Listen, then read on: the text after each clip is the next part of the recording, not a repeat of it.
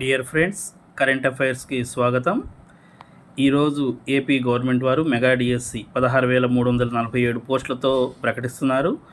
ప్రభుత్వ ఉద్యోగాల్లో క్రీడాకారులకు 3% రిజర్వేషన్లు, జాతీయ అంతర్జాతీయ స్థాయిలో పథకాలు సాధిస్తే పరీక్ష లేకుండానే నియామకం, మెగా డిఎస్సిల్లోనూ 1% అదనంగా ఉద్యోగాలు. జేఈఈ మెయిన్లో 2,50,236 మంది పాస్ అయ్యారు. అడ్వాన్స్డ్ రాసేందుకు వీరికే అర్హత ఉన్నది. శ్రీకాకుళంలో సముద్ర తాబేళ్ల సంబరం.